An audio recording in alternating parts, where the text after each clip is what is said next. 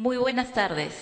El Tribunal Constitucional y el Centro de Estudios Constitucionales le da la más cordial bienvenida a nuestra conferencia titulada Vulneración del Derecho Fundamental de las Creaciones, caso TikTok, Estados Unidos, a cargo del doctor Moisés Arturo Rejanovinsky Talledo, magíster en Derecho de la Propiedad Intelectual y de la Competencia por la Pontificia Universidad Católica del Perú, actividad académica que se encuentra enmarcada en el 20º aniversario del Centro de Estudios Constitucionales. A continuación, el doctor Alex Ulloa Ibáñez, director académico del Centro de Estudios Constitucionales del Tribunal Constitucional, da las palabras de bienvenida. Gracias. Muy buenas tardes. Para el Centro de Estudios Constitucionales es muy grato compartir con todos los presentes en esta oportunidad y también a quienes nos están siguiendo por nuestras redes sociales la presente conferencia que va a tratar sobre un tema muy significativo, el cual tiene que ver con el derecho fundamental de las creaciones a raíz del caso del TikTok en Estados Unidos, el cual se encuentra a cargo del doctor Rejanovinsky Talledo. Él es abogado de la Pontificia Universidad Católica del Perú y magíster en Derecho de la Propiedad Intelectual y de la competencia de dicha casa de estudios. Asimismo, es árbitro de consumo designado por la Junta Arbitral de Consumo de la sede central del INDECOPI y árbitro del Centro de Análisis y Resolución de Conflictos de la Pontificia Universidad Católica del Perú en Derecho Comercial y en contrataciones con el Estado. Es docente de la mencionada Casa de Estudios, en la maestría de Derecho de la Propiedad Intelectual y de la competencia en la Facultad de Derecho y en el programa de segunda especialidad de protección al consumidor. Asimismo, actualmente se desempeña como abogado en el OCE, Organismo Supervisor de las Contrataciones del Estado. Para nosotros, de verdad, esperamos que esta conferencia sea fructífera, tanto desde el punto de vista académico como laboral y profesional, ya que estoy por seguro que será de mucho interés para la comunidad académica, para el Tribunal Constitucional y para todos los participantes el día de hoy. Gracias.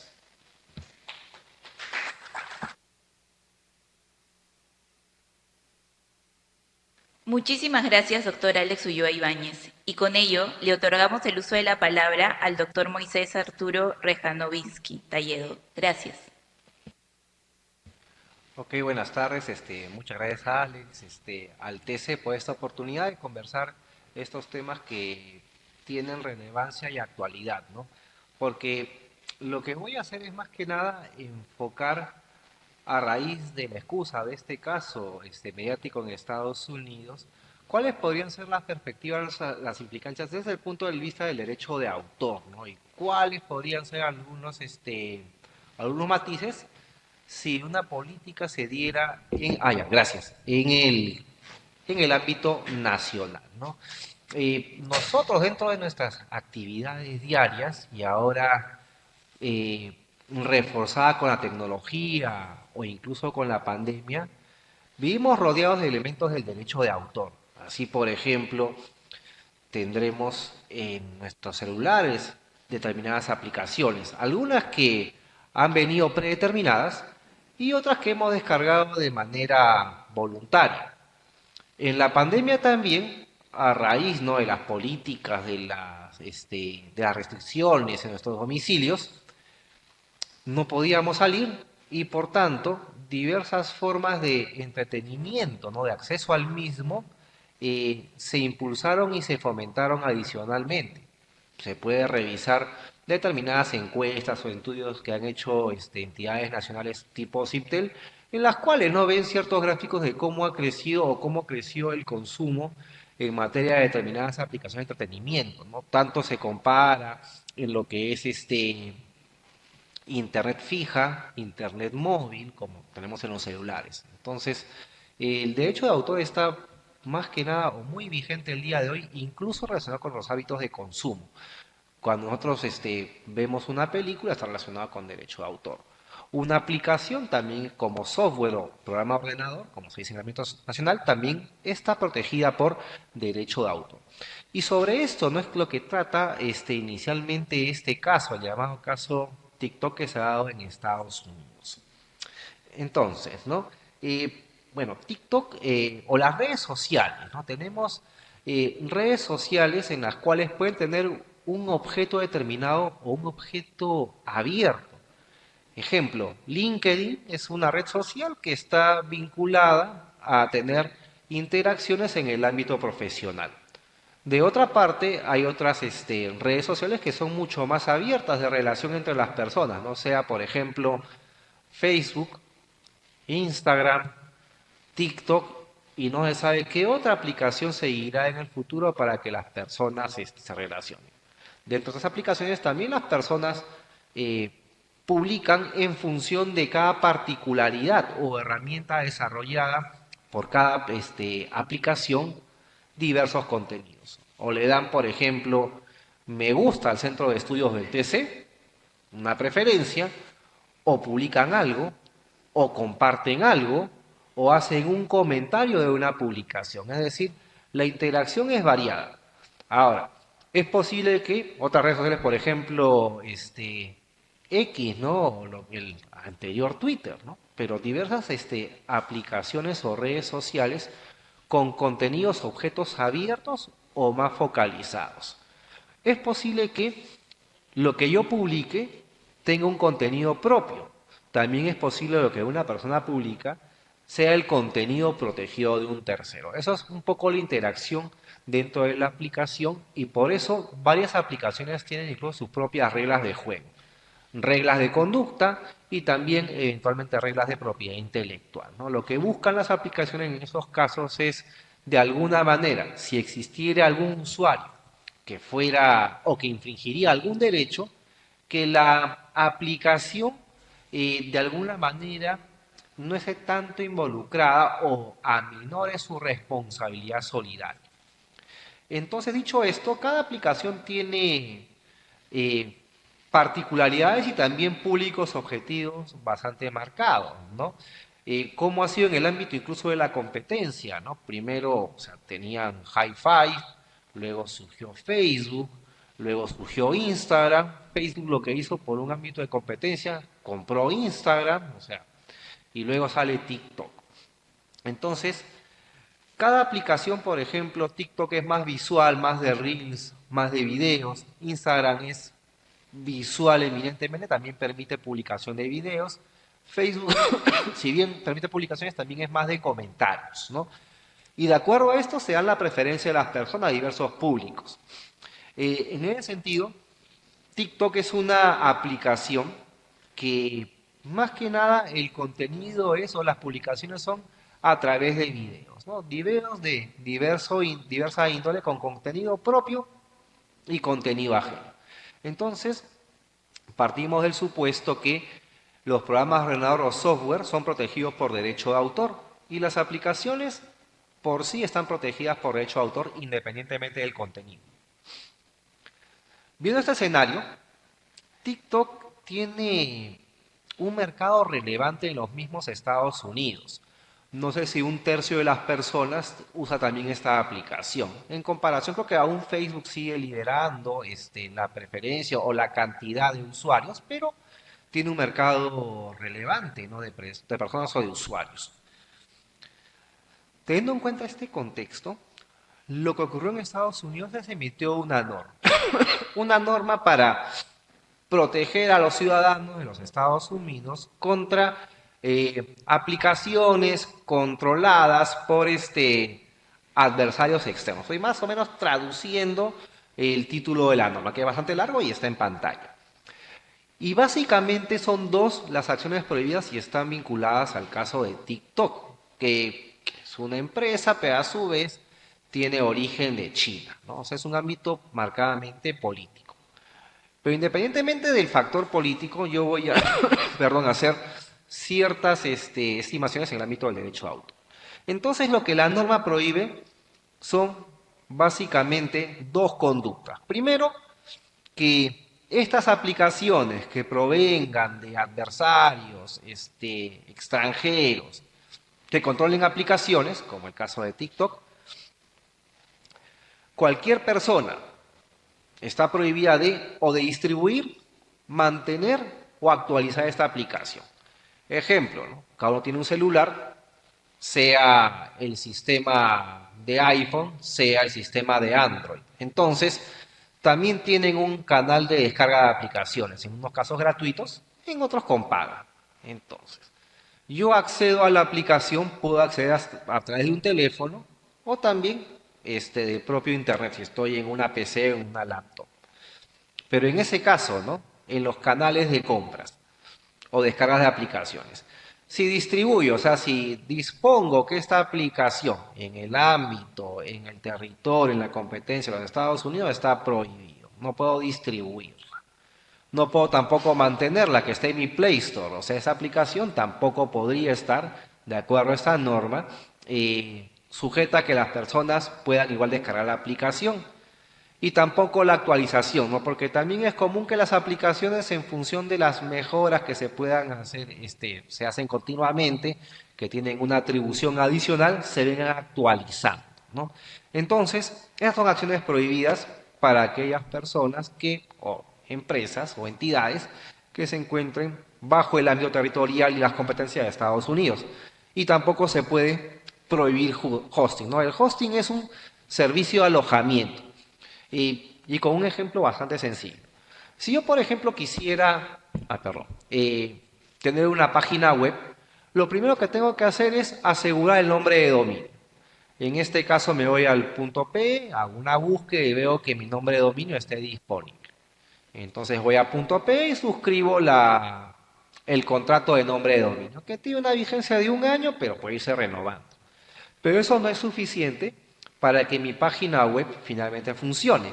Para que funcione se requiere esto de acá, el servicio de hosting, que es un servicio de almacenamiento que hace que finalmente el portal virtual como tal funcione, como lo que vemos en las páginas web que hemos entrado en diversas ocasiones. Entonces, no se puede ni tener la aplicación, ni tampoco prohibir este servicio de hosting. Entonces, teniendo en cuenta esta conducta, y a su vez, atendiendo a que nos encontramos ante una aplicación que es protegida por derecho de autor, independientemente del contenido que los usuarios puedan crear o compartir, veamos algunos escenarios en el rubro del derecho de autor, teniendo en cuenta este contexto. Entonces, desde el ámbito del derecho de autor, la protección es, o sea, no solamente en nuestro caso, a nivel de la Constitución, mediante un desarrollo normativo, sino que adicionalmente contamos con diversos tratados internacionales. Por ejemplo, en derecho de autor, el Convenio de Berna o el tratado y posteriormente el Tratado de Derecho de Autor en Internet, que las siglas son WCT, que se le conoce también así.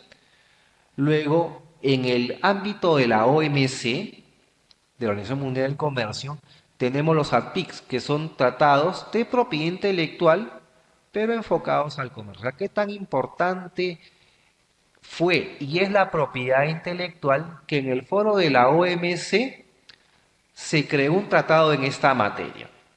A nivel regional tenemos la decisión 351, que es un tratado de la Comunidad Andina, ¿no? O sea, Colombia, Ecuador, Perú y Bolivia, en el cual también se regula, es un tratado sobre derecho de autor.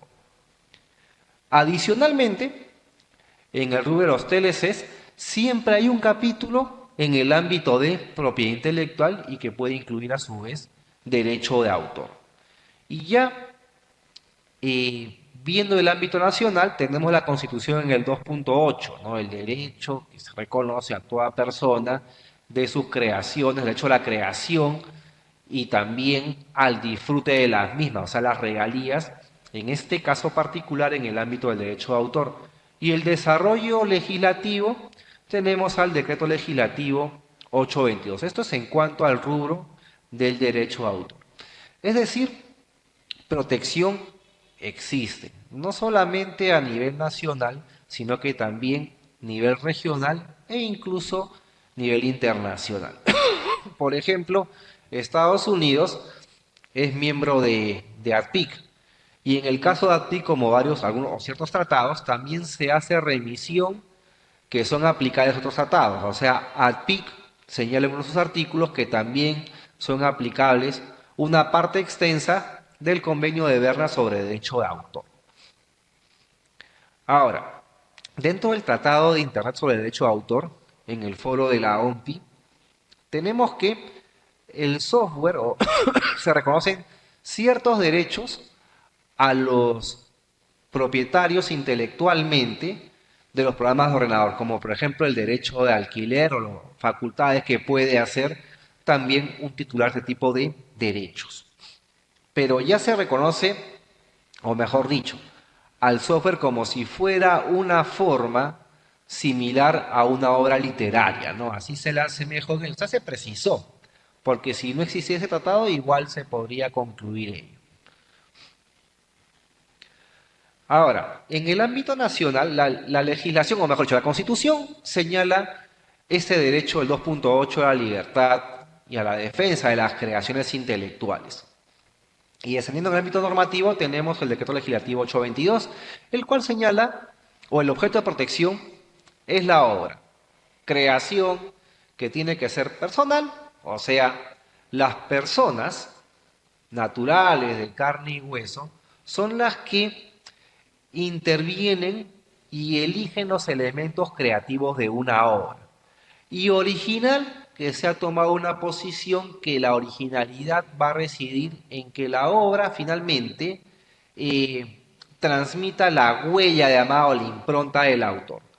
Posible de ser divulgada, de ser dada a conocer y posible de ser reproducida o fijada en cualquier tipo de soporte. Entonces, atendiendo a esta definición y lo que se debate el día de hoy con relación a la inteligencia artificial, ¿no? O sea, podríamos de repente ver una obra que puede ser muy peculiar, algún tipo de pintura, y la ha creado coloquialmente un robot, o sea, la ha hecho un robot. Sin embargo, al día de hoy, esa creación, por llamarla así, en forma coloquial, de un robot, no sería objeto de protección por la llamada creación intelectual personal, o sea, la persona humana tiene que intervenir en el proceso creativo. Entonces, al menos el debate del día de hoy, lo que crearían los robots no sería objeto de derecho de autor. Tal vez podría ser protegido, quién sabe, por el derecho civil, ¿no? O sea, como si fuera el robot el fruto de un creador, el que creó el robot. El robot creó una pintura. Bueno, sería como el fruto del dueño del robot. Algo así. Pero por derecho de autor, lo que haría un robot no sería al menos objeto de protección desde el ámbito del derecho de autor. Ahora, el catálogo de la relación de obras establecidas en la legislación es un listado abierto. Es decir, siempre que se siga que sea una creación personal, intelectual, posible de ser dada a conocer o divulgada y posible de ser fijada o reproducida en cualquier tipo de soporte. Entonces tenemos lo que conocemos como obras literarias, películas que son obras audiovisuales, obras teatrales, obras musicales, incluso las ilustraciones que se han podido dar en el caso de los mapas, ¿no? El listado es bastante abierto y con esta cláusula que es la definición. Y cualquier otra que sea una creación personal, intelectual, original, o sea, con la definición de obra. El listado es bastante abierto. O sea, libros, series, películas, pinturas, esculturas. El bagaje es bastante amplio a lo que es el concepto de obra. Y también es un reto la protección, porque como derecho inmaterial existe también la posibilidad que más de una persona disfrute de la misma. Es decir, si por ejemplo yo pongo una canción en este momento, o sea, varias personas pueden disfrutar o escuchar esa canción. Puede ser en un ámbito presencial o puede que no nos estemos reunidos, ¿no? Por ejemplo, esta conferencia se transmite mediante redes sociales. Existen determinadas aplicaciones en las cuales las personas acceden virtualmente sin estar conectadas todos en una misma sala, en una misma reunión, y pueden acceder a obras, ¿no? Como las que conocemos sobre películas o series, hay diversas aplicaciones el día de hoy, o plataformas, ¿no? Pueden tener Netflix, HBO, lo que es Max el día de hoy, Disney, entre otros, ¿no? Entonces, el software también es considerado para efectos de la legislación como una obra que se protege. Entonces, vemos que, eh, primera impresión, el programa ordenador, como son las aplicaciones, son protegidas por derecho de autor. Y este reconocimiento no solamente está en la Constitución, no solamente tiene desarrollo legislativo, sino que a su vez está reconocida mediante varios tratados internacionales. He mencionado al menos 4, sin contar nuevamente, como les digo, los TLCs de cada uno de los países que conforman parte del mismo. Pueden ser bilaterales, pueden ser regionales, pero siempre se incluye un capítulo en los TLCs referido a propiedad intelectual.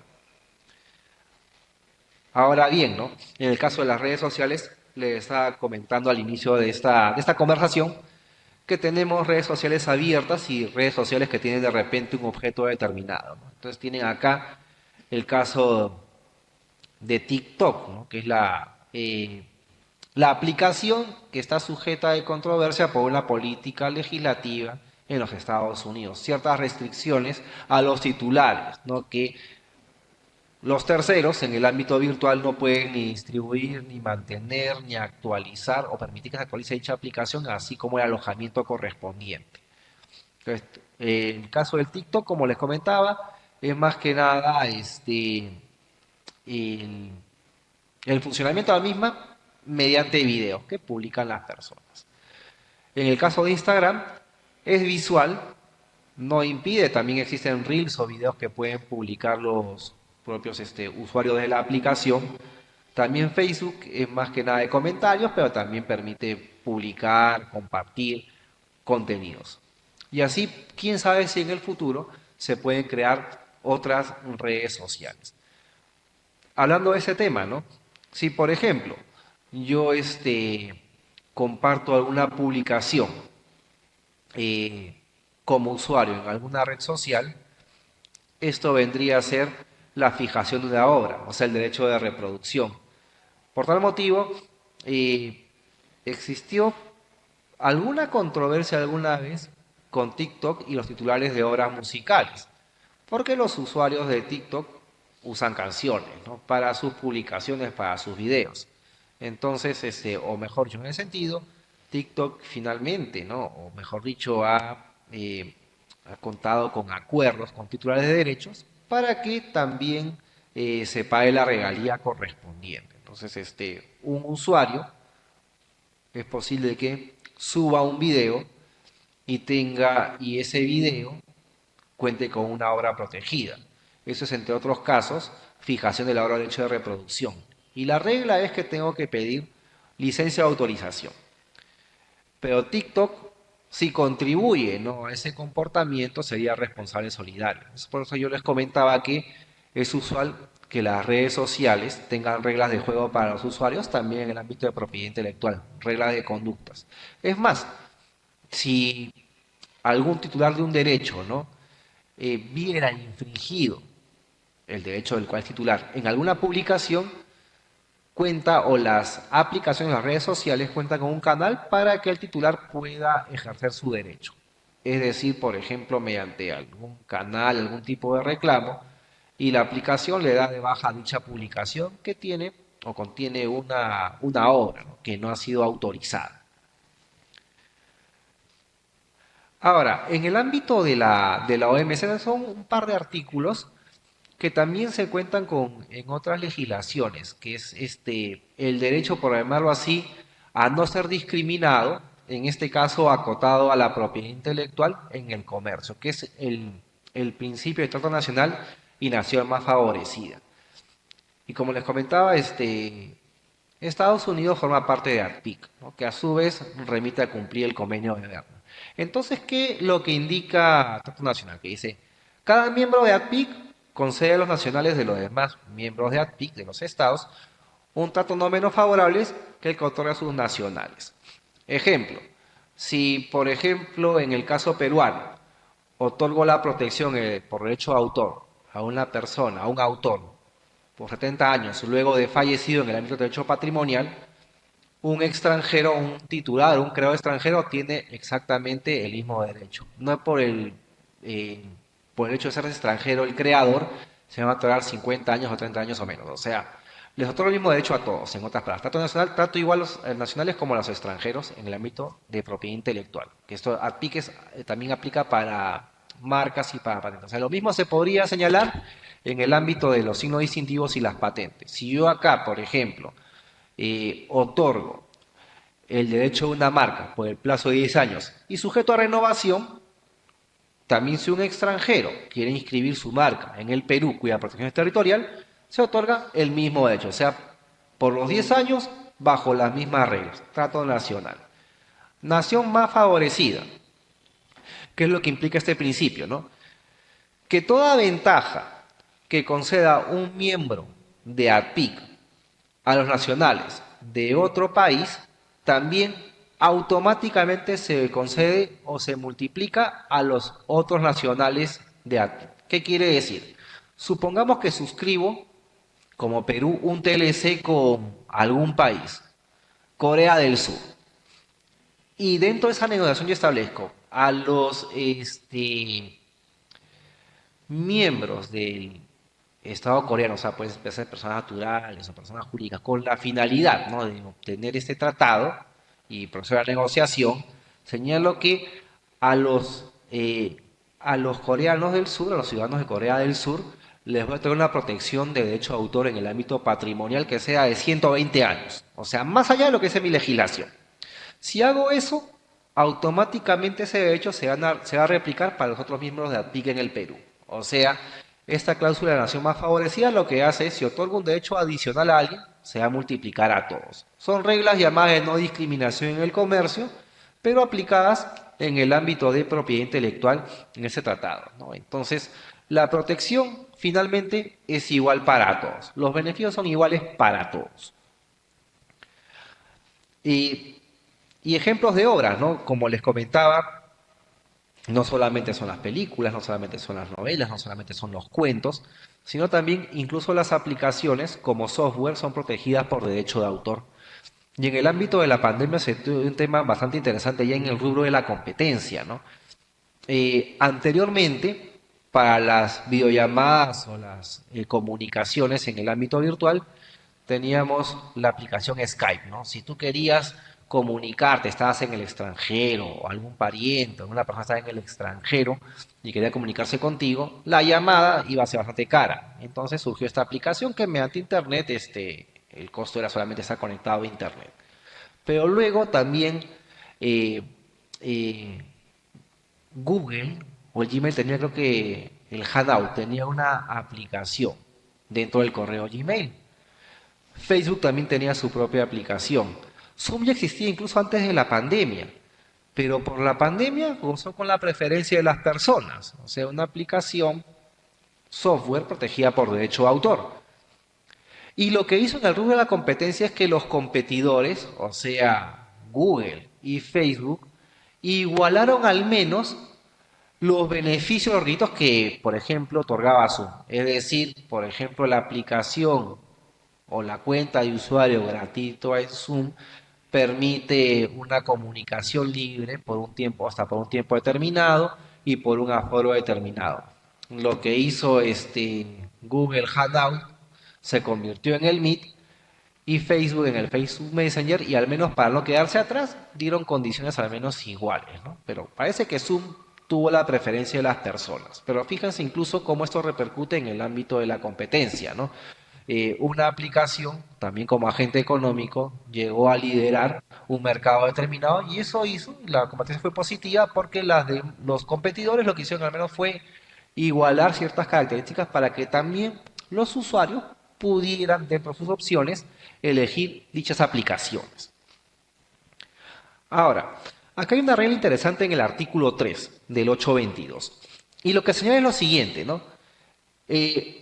Se protegen las obras independientemente cuál sea su género, forma de expresión, finalidad o mérito. Es decir, la obra se va a proteger siempre que reúne el requisito de obra, o sea, esta creación personal, intelectual, posible de ser fijada, reproducida y posible de ser dada a conocer o divulgada.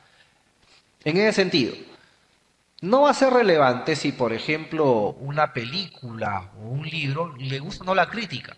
Eso es independiente del objeto de protección en el ámbito del derecho de autor. O sea, independientemente del género que pertenezca, independientemente de la finalidad, independientemente si le gusta o no le gusta a las personas, eso no es un obstáculo para que se proteja como obra y, por tanto, como derecho de autor.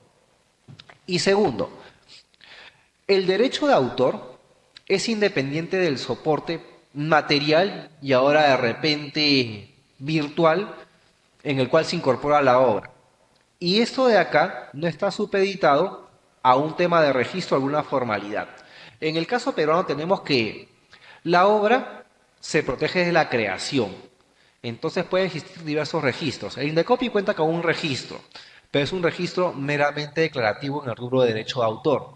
Es decir, yo tendré que acreditar en el ámbito del derecho de autor cuando he creado primero en el tiempo. De otra parte, un ejemplo tradicional. Si yo me compro un libro original, o en su época, ¿no? Un CD, que ahora es ya algo más para coleccionistas con las aplicaciones, ¿no? Que han surgido con la tecnología, el que yo me comprara el libro original o el CD o algún tipo de soporte original, por así decirlo, o auténtico, eso no significa que tenga automáticamente o cuente con autorización de los derechos vinculados al derecho de autor. O sea, si yo me compro un libro, no significa que automáticamente voy a hacer una gran cantidad de copias para regalarlas. No puedo hacer eso, ¿no? Porque el que yo sea o mejor dicho, sea propietario del soporte material, no implica bajo ninguna medida que cuento con la autorización en el rubro del derecho de autor. Si, por ejemplo, yo tengo un restaurante y para generar mayor clientela, ¿no? Pongo música, como dice coloquialmente, pongo canciones y tengo una cuenta de usuario de Spotify, ¿no? Que es una aplicación en el ámbito musical, que puedes tener el Spotify gratuito y el Spotify pagado. La diferencia es que en el Spotify pagado no cuentas con publicidad y también puedes incluso descargar tu setlist en el celular, por ejemplo. Son ciertas diferencias. Pero soy un usuario de Spotify y pongo como usuario de Spotify, voy a poner como mi usuario de Spotify con Bluetooth unos parlantes y paso canciones. O en una discoteca, soy usuario de Spotify y soy DJ. Entonces en la discoteca, como soy usuario de Spotify, voy a usar mi cuenta de Spotify para pasar canciones. En este caso, el que sea un usuario, ¿no?, de Spotify o el que haya comprado un libro, eso no significa que tenga los derechos de autor del titular. Lo que les acabo de comentar, ¿no?, que es el pasar canciones, eso se llama comunicación pública. Y es un derecho en el cual se tiene que pedir licencia, para resumir un poco el rubro del derecho de autor. Lo mismo el caso del libro, ¿no? Si me compré el libro y me pongo a hacer indiscriminadas copias, eso es derecho de reproducción y como tal tengo que pedir licencias. Ahora bien, también en el rubro de derechos patrimoniales, que los vamos a ver, existen ciertos supuestos establecidos taxativamente por la ley, mediante los cuales puedo hacer algunos usos lícitos de las obras en el ámbito patrimonial sin pedir la licencia al titular del derecho. Entonces, ¿cuáles son estos derechos que incluye el programa de ordenador, ¿no? Los derechos morales que están vinculados a proteger la personalidad del autor. Ejemplo, ¿no?, cuando se discute un caso de plagio, dentro de los derechos involucrados el derecho de paternidad o atribución, es decir, el derecho mediante el cual al autor se le reconoce como autor. Yo he creado o he redactado, escrito una novela, soy el autor de la obra. Ese es derecho de paternidad. Es como, o mejor dicho, cuando alguna vez escuchamos los casos de plagio, uno de los derechos involucrados es el derecho de paternidad o atribución. El derecho de integridad, mediante el cual el autor puede oponerse a toda deformación o mutilación de la obra, ¿no? Supongamos que, o mejor dicho, hubo un caso hace varios años que era de los murales en el centro de Lima, en el cual previamente se sometió a un concurso mediante una autoridad edil de la época y se pintaron murales en el centro de Lima.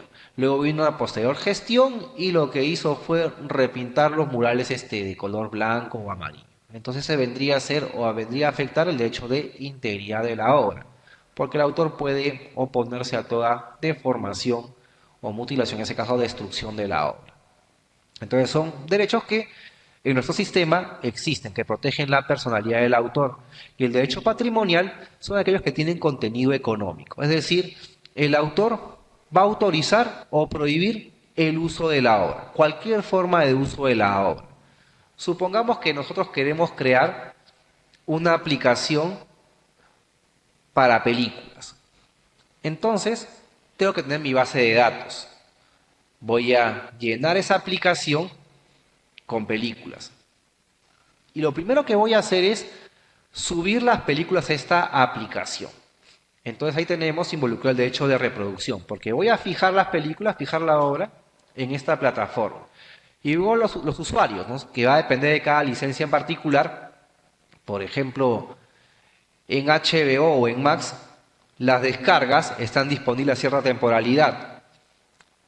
En Netflix creo que no todas las películas se pueden descargar. Y así, pero la descarga que hace un usuario, puede ser por ejemplo a su celular, eso también es fijación o reproducción de la obra.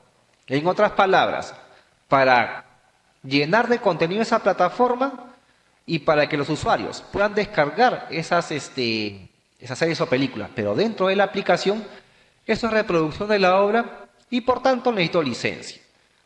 Como las personas o los usuarios van a acceder a las películas o series de esta aplicación, eso es comunicación pública.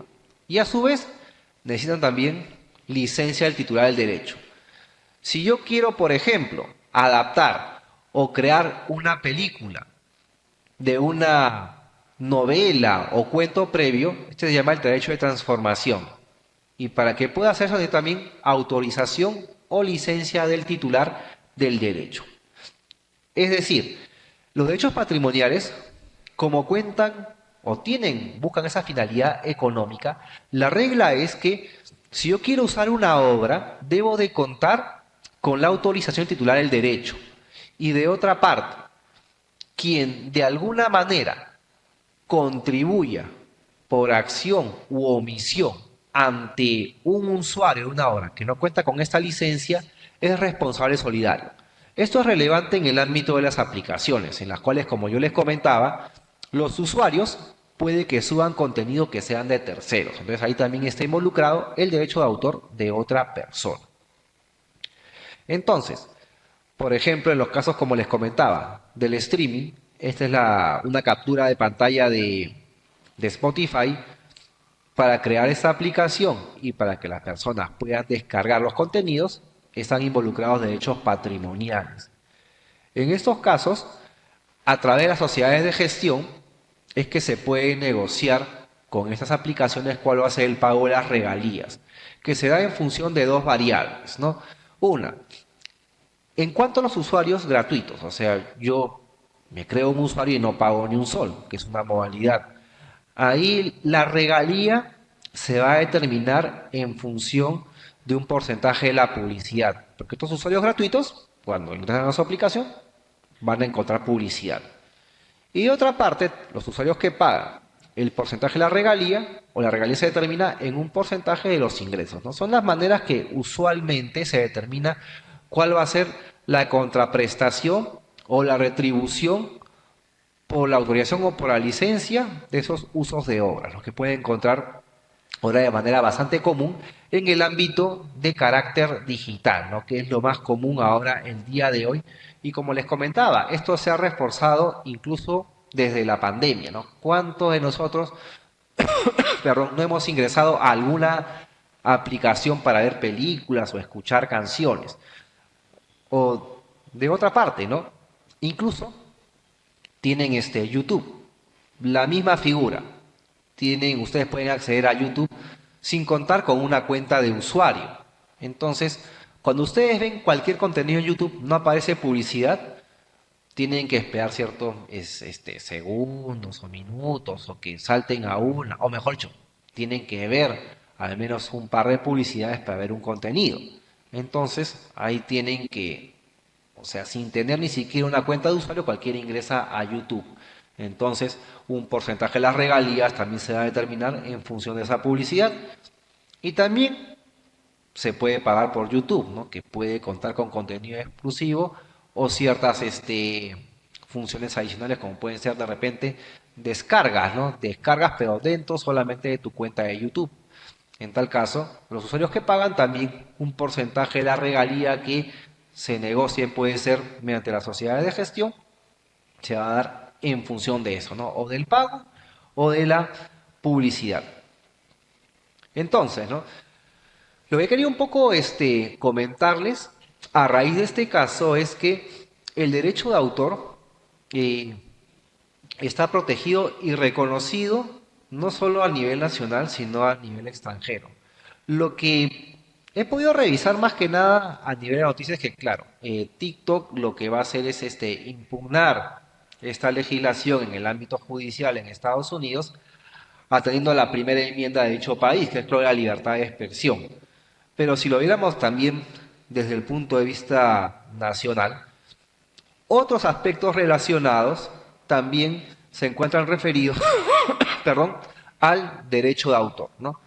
Es más, si la preocupación o una de las preocupaciones en el ámbito de estas aplicaciones fuera que se podrían vulnerar algunos derechos de los usuarios, eso también es sancionado por otra rama del derecho. O sea, tenemos la autodeterminación informativa, ¿no? Que es el habeas data, y Facebook ya ha sido sancionado por este motivo. Hubo el caso de Cambridge Analytica, en el cual supongamos que podríamos hacer un Excel de lo que nosotros publicamos o compartimos o ponemos me gusta en nuestras interacciones como usuarios. Entonces, eso se llama es un dato personal, ¿no? Un dato que puede identificar a una persona al ser identificable. Se usó para fines políticos en una campaña presidencial en Estados Unidos y en la llamada campaña de Brexit en Inglaterra. Entonces, Facebook fue sancionada por el ámbito o traduciéndolo en protección de datos personales. O sea, si por ejemplo TikTok vulnera esos derechos, existe el canal y la vía para la corrección determinada, ¿no? Tal vez acá la medida, ¿no? Ha sido algo desproporcionada. Otro factor ante una hipótesis podría ser ya el ámbito comercial, el ámbito de la competencia, ¿no? O sea, TikTok tiene una cantidad también considerable de usuarios, no solamente a nivel global, sino en Estados Unidos. Y mientras más aplicaciones existan, se va a dar una mayor competencia, ¿no? Es como lo que les comenté previamente en el caso de las videoconferencias en pandemia, ¿no? Esto hizo que, como Zoom lideraba el mercado, los otros competidores se pusieran las pilas y al menos ofrecieran características no menores a las que ofrecía el líder. O sea, tenemos aristas del derecho de autor, que es lo que se ha centrado la conversación del día de hoy, pero también existen otros aspectos a tener en cuenta, ¿no? Entonces, eso es más que nada lo que quería compartirles en la presentación del día de hoy y nuevamente agradecidos por este espacio, ¿no? Y como les digo, es más, nosotros podemos ser creadores, ¿no? Desde que estamos escribiendo algún texto o dibujamos algún objeto, siempre que cuente con los elementos, como les digo, en el ámbito del derecho de autor, podemos ser nosotros incluso como creadores, somos creadores. Entonces también hay que ponernos en los zapatos de los propios creadores, ¿no? Y además la noción del derecho patrimonial es como una retribución al esfuerzo creativo.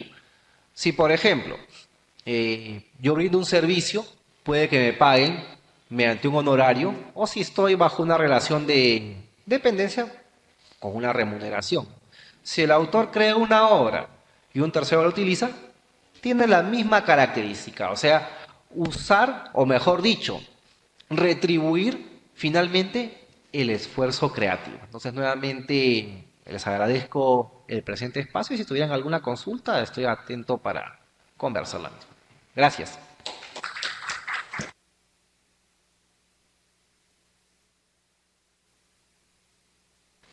Muchas gracias, doctor, por su ponencia. Y con ello empezaremos con la sección de preguntas de nuestro público asistente a nuestro expositor.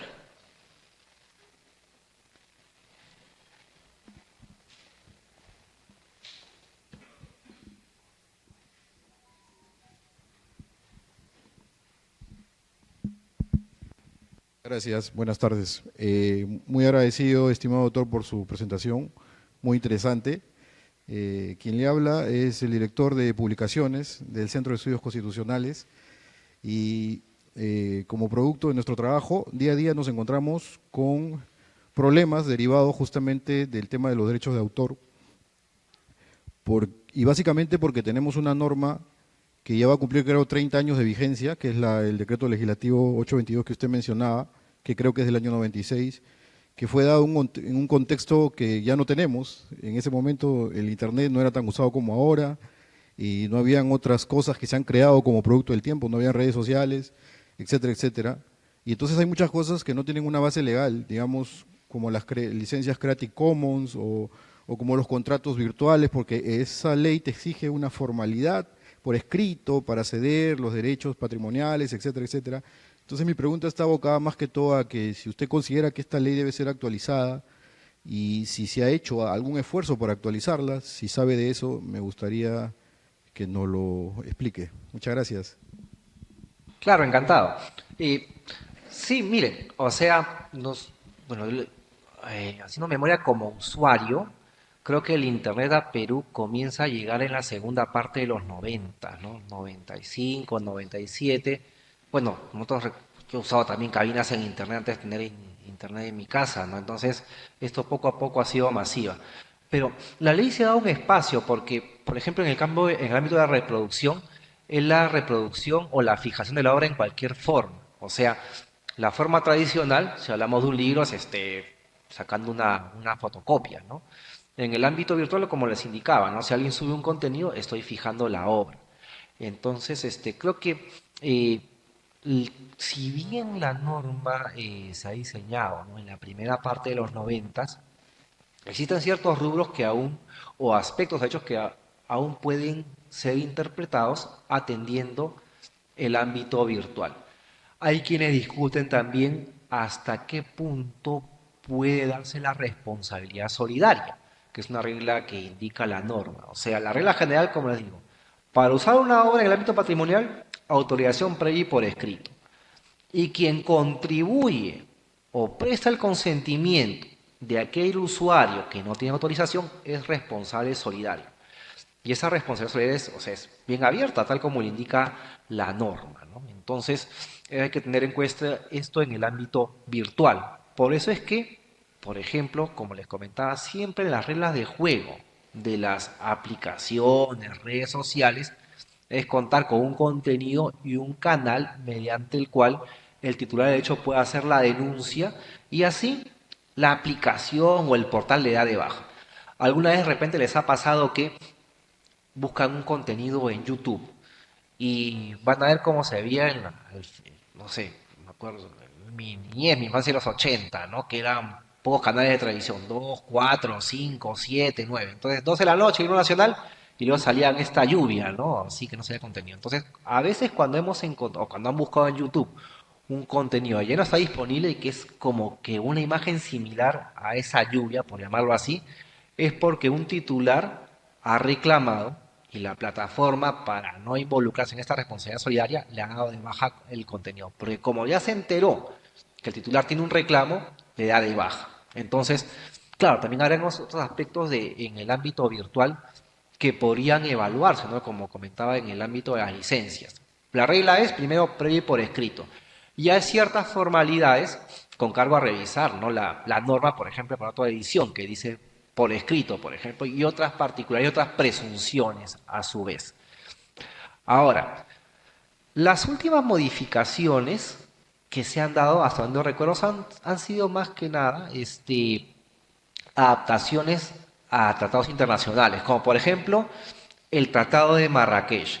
Este es un tratado que lo que busca es, de alguna manera, que las personas que tienen discapacidad visual o una discapacidad física que no les permite leer un contenido, tengan acceso a las obras. Entonces, una de las últimas modificaciones, pues, claro, ya de hace varios años, ha sido en ese sentido, ¿no? Que se han adaptado el Tratado de Marrakech, mediante el cual el Estado peruano es parte, a ciertas excepciones que también se han añadido. Ahora, también, si bien la norma es o sea, se emitió en la primera parte de los 90, hay artículos que son perfectibles. Por ejemplo, en el rubro de las excepciones, ¿no? O sea, una excepción es un uso mediante el cual, bajo ciertas condiciones y taxativas, voy a poder usar una obra sin la autorización del autor. Y existen excepciones o límites perfectos e imperfectos. Perfectos en los cuales yo voy a usar la obra sin pedirle permiso al titular y no tengo que pagar ninguna retribución. Y excepción imperfecta en la cual yo pido permiso, pero el autor luego viene, me gira su recibo y tengo que pagar. Es una excepción imperfecta. En ese caso, si bien la norma es de varios años, hay quienes sostienen, como el profesor Solórzano, que esa excepción debería al menos evaluarse. En el caso particularmente de la parodia, ¿no? Se indica que una excepción es la parodia mediante la cual una persona puede hacer una parodia de una obra previamente creada, siempre que, o entre otros aspectos, que no cause confusión al público sobre la obra, o sea, a diferencia de la obra parodia de la obra original, y sin perjudicar al autor, es decir, que no compita con la obra en ámbitos económicos, o sea, si estamos en un estreno original, no podría salir a la misma vez la parodia, ¿no? Pero dice la parte final, y sin perjuicio de la remuneración que debe percibir el autor. Entonces, más o menos es el fraseo de la parodia. Entonces, yo puedo hacer una parodia bajo esos parámetros, pero voy a tener que finalmente pagar al titular del derecho. Entonces, es una excepción de carácter imperfecto. Algo que tiene que evaluarse. También en el ámbito de la pandemia, con la finalidad, ¿no?, de que las personas puedan acceder, ¿no?, por las propias características, las restricciones que teníamos, era la virtualización de museos bajo ciertas condiciones, ¿no?, que de repente es una adaptación al ámbito virtual, pero bajo determinadas condiciones. No es una excepción, ¿no?, que esté actualmente regulada, ¿no? El profesor Solórzano y quienes habla escribimos algo sobre la materia, pero la regla, por ejemplo, de la excepción es que sea mediante un uso honrado, no dañar a la obra, ni dañar al autor, ni causarle un perjuicio. Es una regla general y que ya en el rubro nacional se ha especificado de manera taxativa. Entonces, por ejemplo, ese caso, que es un caso de los 90, que sigue vigente, debería al menos evaluarse. Y en cuanto a las últimas modificaciones, las que recuerdo eran más que nada las adaptaciones o ingreso al ámbito nacional, ya bajo el derecho de autor, el Tratado de Marrakech, ¿no?, que incluyó. Y sí existía, o sea, sí existía una excepción que permitía la reproducción de obras para las personas que tuvieran discapacidad visual. Pero se han añadido, incrementado, más que nada para tener la misma concordancia con lo que es el Tratado de Marrakech, ¿no? O sea, es una regulación o una incorporación, pero que apunta a una excepción. Esas son las márgenes. Han habido otras sobre, por ejemplo, entornos digitales, o más que entornos digitales, por ejemplo, ¿no?, tengo un PlayStation,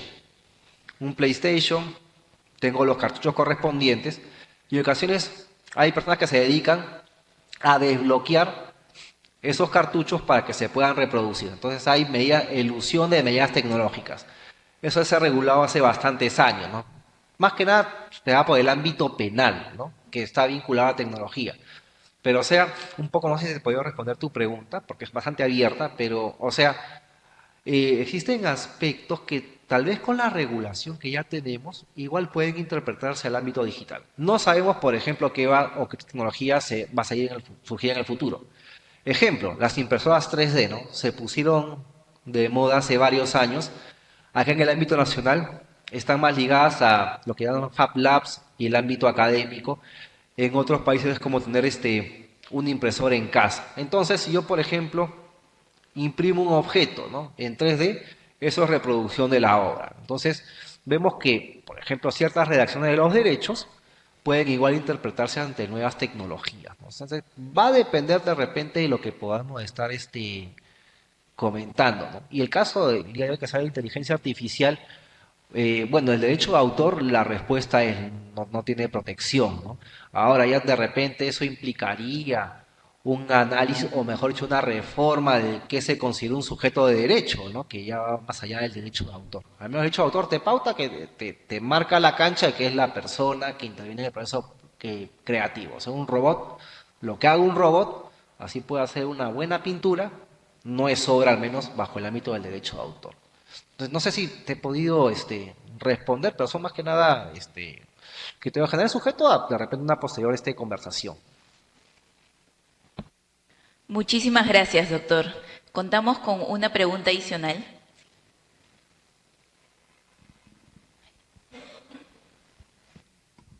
Buenas noches, doctor. Gracias por su ponencia.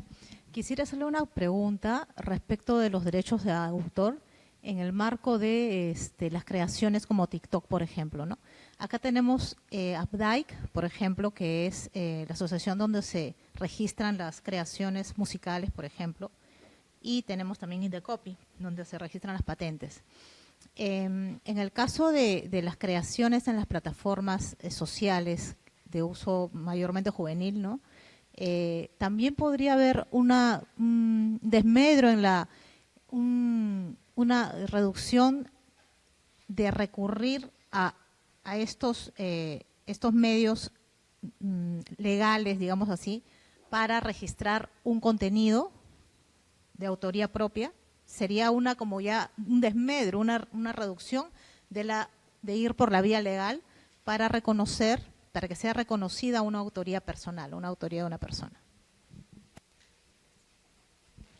Ok, muchas gracias, muy buena pregunta. En el derecho de autor, la regla es, desde que yo creo, estoy protegido. Solamente que tengo que acreditar cuando he creado primero en el tiempo. Entonces, va a depender de cada creación en particular cómo lo acredito. Y como bien has dicho, ¿no? Por ejemplo, acá hago un disclaimer, ¿no? Yo hace años trabajé en Updike, o sea, pero igual mi opinión es personal, ¿no? Ya hace años que ya no trabajo en esa entidad. Pero entonces, el registro que tiene Indecopy es un registro declarativo. Pero pueden existir diversas maneras de acreditar cuándo se ha creado una obra en el tiempo. Cuando un socio va a Updike, registra su obra. Ese puede ser un hito en el tiempo en el cual se acredita, ¿no?, que ha registrado la obra. Pero podría ser por otros medios, ¿no? Por ejemplo, en el caso de los notarios, ¿no? Los notarios, ¿qué hacen? También dan copias certificadas. ¿Qué indica la copia certificada? Esta copia es igual a la original. Entonces, dependiendo de cada caso concreto, yo podría hacer una pintura, saco una copia, voy a un notario y le pido una copia certificada. Y el notario va a decir, este es igual que el original. ¿Y qué te dice? Doy fe. Y doy fe en una fecha, esa fecha cierta. Los contenidos. También podría ser que yo suba un contenido partiendo que es original, partiendo que es de mi autoría, y lo subo en una plataforma y la fecha de publicación, ¿no? Puede ser también una fecha cierta. Ya de repente o posiblemente desde el punto de vista de alguna pericia tecnológica se puede determinar que previamente que subí ese archivo tengo el archivo que tiene una fecha cierta. Pero a lo que voy es que pueden existir diversas maneras de acreditar cuando alguien ha creado primero en el tiempo. Entonces, la norma es abierta. Es decir, siempre que yo acredite que he creado primero en el tiempo, tengo el derecho. Y existe el registro de Indecopy, un registro declarativo, no es el único. O sea, si yo me inscribo como socio en una sociedad de gestión, voy a tener que presentar mis obras. También un registro. Pero pueden existir varios registros adicionales. Entonces, mientras más vías existan, o más que nada es que acredite de manera fehaciente que he sido el primero que ha creado en el tiempo, para que obtenga la protección.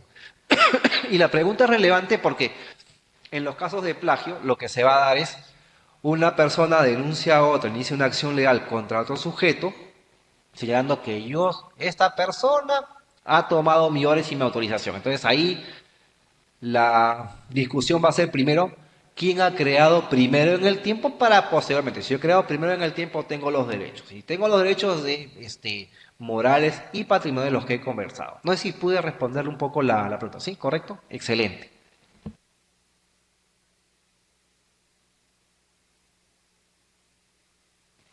Muchísimas gracias, doctor. Por un tema de tiempo vamos a tener que detener las preguntas, pero que con ello vamos a pasar a la entrega protocolar de la entrega de libros y la foto institucional. Ah, ya, perfecto. Y si bien perdón. Ah, ya, perfecto.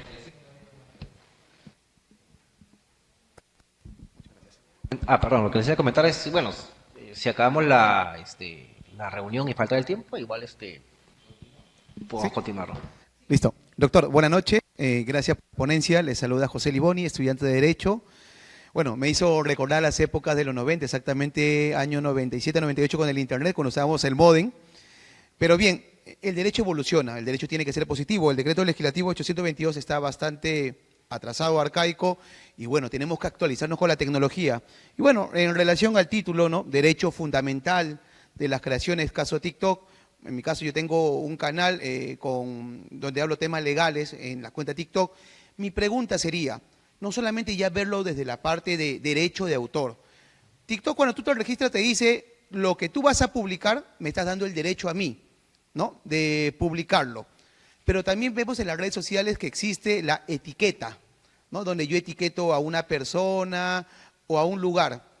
¿Usted cree, bajo su experiencia, y supongamos que se actualice este decreto legislativo, se debería considerar en este derecho del consumidor también el derecho de la imagen de la persona, el derecho de la voz a quien etiquetamos, ¿no? Para poder subir este contenido? Gracias, doctor. Muy bien, claro, la pregunta escapa por derecho de autor y sí puede estar involucrado al derecho a la imagen, la voz, no todo lo que puede identificar a una persona. Y de alguna manera lo que hacen las redes sociales, ¿no? Como tema general, es dentro de sus políticas indican reglas de conducta. Es decir, ¿no?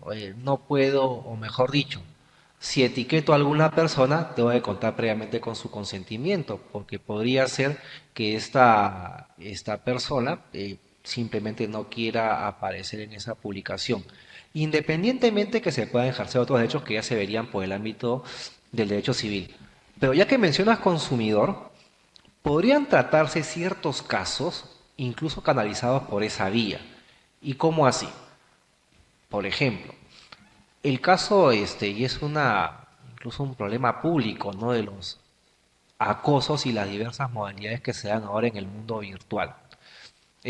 Tenemos a la persona acosadora y la persona acosada bajo diversas modalidades, ¿no? Y en general, ¿no? Tienen el ciberbullying, el grooming y el sexting y otras modalidades de acoso que puedan darse en el futuro. Independientemente del comportamiento del agresor que puede ser tratado en la vía penal, podría evaluarse desde el punto de vista de protección al consumidor si es que la red social ha incumplido sus reglas de juego. ¿Y cómo así? Cuando ustedes han inscrito en redes sociales no les han cobrado un sol, por lo general, ¿no? No es que digas, me creo mi cuenta de usuario, ya, paga 5 soles, no, o sea, es gratis. Pero no es tan gratis, ¿no? Porque de acuerdo al algoritmo, y por ejemplo, le pongo me gusta al centro de estudios del TC y sale una publicidad sugerida, ¿no? Es tratamiento de datos. Entonces, si bien se indica en el código de consumo que la relación de consumo, o sea, para que exista desde el punto de vista procesal la legitimidad para obrar, tiene que contar con un consumidor y un proveedor, de acuerdo a lo que define la ley, consumidor final, proveedor, el que brinda productos o servicios de manera habitual y bajo una relación de consumo, también existen algunas excepciones, que la relación de consumo es que el consumidor, el proveedor da un producto o un servicio a cambio de una contraprestación económica. Pero en este caso se puede también evaluar que la contraprestación económica no solamente tiene que ser en dinero, pago un sol, sino que es en especie porque hay un tratamiento de datos. Entonces, partiendo del supuesto que nos encontramos dentro de lo que se llama la legitimidad para obrar en el ámbito procesal, si la red social incumpliera sus reglas de juego, ahí sí se puede ser canalizado por consumidor y bajo el ámbito del derecho de idoneidad o deber de idoneidad. ¿Qué es lo que indica esto? El deber de idoneidad es un derecho de los consumidores que es la correspondencia entre lo que un consumidor espera y lo que recibe. Ejemplo, si ve en un portal virtual un terno o un vestido con ciertas características y lo compro en línea, lo que tiene que llegar a mi casa es lo mismo. Correspondencia a lo que uno espera y lo que uno recibe. Entonces, dentro del deber de idoneidad existen las llamadas garantías o características del producto o del servicio. Una es la garantía legal, es decir, la ley define en ocasiones cuál es la característica del producto o del servicio. Luego tiene la garantía expresa, que es lo que, a falta de ley, qué es lo que el proveedor expresamente ofrece, que en el caso de la compra en línea es el vestido, el terno, el juguete, lo que esté presentando. Y luego tenemos la garantía implícita. ¿Cuáles son, si no hay garantía legal y no hay fines y usos expresamente indicados, cuáles son los fines y usos previsibles? Ahora, en el caso de las redes sociales, los términos y condiciones son garantías expresas. Entonces, si por ejemplo existe un protocolo mediante el cual yo denuncio los casos de acoso y la red social no cumpliera con ellos, ahí estamos ante una vulneración de una garantía expresa y, en consecuencia, independientemente de la responsabilidad del acosador, esto podría ser canalizado por protección al consumidor porque la red social, la plataforma, estaría incumpliendo sus propios términos y condiciones. Sería una manera de interpretarlo. Entonces, tal vez existen otras reglas de juego, de conducta vinculadas a la imagen. Entonces, independientemente de la conducta que realizara el usuario infractor, si es que la red social incumpliera su propio protocolo. O sea, además de lo que puede establecer el derecho civil en cuanto a la imagen, o a su vez la Constitución, como norma magna, podría evaluarse desde el punto de vista de la protección al consumidor, ¿no? Va a depender del caso por caso, pero te planteo un caso que eventualmente podría ser canalizado. O sea, si la red social establece ciertas pautas para el etiquetado y se incumplieran, y yo denuncio eso, y la red social no cumple con dar la atención, podríamos estar ante un caso de infracción al deber de idoneidad en protección al consumidor. Esto se ha dado, por ejemplo, un caso hace muchos años en Irlanda, ¿no? Que estaba vinculado al acoso de una menor de edad, que una persona, creo que bajo grooming, que es una modalidad mediante la cual una persona adulta se hace pasar como si fuera un menor, gana la confianza del menor o de la menor, la persona menor de edad comparte contenido íntimo y luego el acosador revela su identidad y comienza a extorsionarla, ¿no? Entonces, un caso creo que en Irlanda en la cual una menor de edad, ¿no? Entonces se pedía que el acosador finalmente amenazaba y publicó imágenes. Entonces se le indicó a la red social que le diera de baja. Luego este usuario se crea una cuenta nueva y vuelve a publicar la imagen. Entonces ya 2, 3 veces, o sea, también las redes sociales tienen robots, ¿no? En los cuales pueden identificar esas imágenes. Entonces creo que esto se inició una acción legal en ese país. No sé cuál fue el resultado. Sin embargo, yo lo que vería es que la red social incumplió sus términos y condiciones, ¿sí? No sé si te pude responder.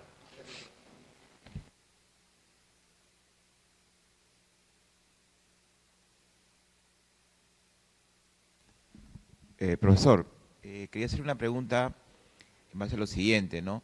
Usted ha hablado de que los robots no tienen capacidad de creación, entonces respecto a ellos no se podría exigir la protección de los derechos de autor, ¿no? Sin embargo, con el adelanto, con el desarrollo de la inteligencia artificial y de los robots, perdón, digamos, si un robot en base a ello no crea, sino utiliza, digamos, la obra de determinada persona, y como esta labor del robot es impersonal, o sea, digamos, en principio no podría tener ninguna responsabilidad, ¿cómo podría crearse una legislación que persiga, digamos, esta labor del robot?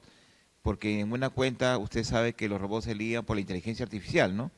que es una reproducción de temas similares a la inteligencia artificial, ¿no? Entonces, ¿cómo podría crearse una legislación que podría, o sea, quién podría ser responsable de la actuación de ese robot, ¿no? En buena cuenta, esto es un tema muy complejo, ¿no? Excelente, y esa pregunta es bastante actual, ¿no? A ver, claro, perseguir a un robot es como, para tratar de simplificar, ¿no? Un perro muerde a una persona en la calle. Entonces, ¿qué hago? Al perro no puedo enjuiciarlo. Tengo que buscar quién es el dueño o el propietario. Entonces, esa lógica se debe seguir. ¿Y qué es lo que pasó con los robots? ¿No? Que los robots entrenan. Entonces, han entrenado con obras, por ejemplo, en el derecho de autor. Y si han entrenado con obras, han usado las obras. Entonces, ahí la pregunta es, para que el robot se entrene, use esas obras, para poder crear, entre comillas, algo, ese procedimiento ha debido de contar con una autorización. Y si no ha contado, ahí veríamos quién es el dueño del robot. Y sobre ese dueño es que, por ejemplo, se inician eventualmente las acciones legales, ¿no? O sea, no sé, ChatGPT, ¿no? Que usa en función o da respuestas elaboradas, pero en función a una base de datos de un periodo determinado. Ojo que el robot es falible que tomarlo con pinzas, ¿no? Desde el punto de vista práctico. Yo una vez estaba haciendo una investigación referido a titular una patente y ya había buscado más que nada quién puede ser el titular, ¿no? Y no la respuesta. Entonces le preguntas al robot quién es el titular de esa patente y te respondía como, te da una respuesta y le decías, bueno, pero entonces dime cuál es el registro otorgado en lo que vendría a ser el Indecopy en Estados Unidos. Y se disculpaba. Y así te cambiaba la respuesta como 3 veces y reconocía que se había equivocado y la respuesta no era la adecuada, ¿no? Entonces hay que tomar esas respuestas con pinzas. Pero para que se haya entrenado, supongamos que no fuera, además un acceso público, ¿no? Un registro de una entidad gubernamental en Estados Unidos. Pero si el robot reproduciera frases, por ejemplo, de alguna novela, eso es reproducción. O si el robot tuviera la facultad de pasar canciones, eso es comunicación pública. Entonces ahí hay derechos involucrados. Entonces creo que, al menos el día de hoy, claro que dependiendo de cómo entrenes al robot, te pueden hacer de repente obras que si no te preguntan, puede ser fácilmente hecha por un humano. Es un poco llegando a la ciencia ficción, ¿no? Lo que era Blade Runner, una película ochentera, ¿no? O sea, cómo identifico a los replicantes, ¿no? Y ahí el personaje, la trama principal, hacía una serie de preguntas para identificar que una persona era un robot, ¿no? Pero los robots podían pasar fácilmente como humanos. Entonces, a lo que voy es, en cuanto a si un robot hace algo, en términos prácticos, o algún tipo de infracción, tendríamos que buscar quién es el titular o propietario, ¿no? En este caso, si ChatGPT hiciera lo que les comenté, lo que haría es ver quién es el titular de ChatGPT para iniciar la acción legal que correspondiera, ¿no? Y creo que por ahí al menos se podría canalizar el día de hoy esa inquietud. No sé si te pude responder. Muchísimas gracias, doctor. Y con ello invitamos al público asistente para tomarnos nuestra foto institucional.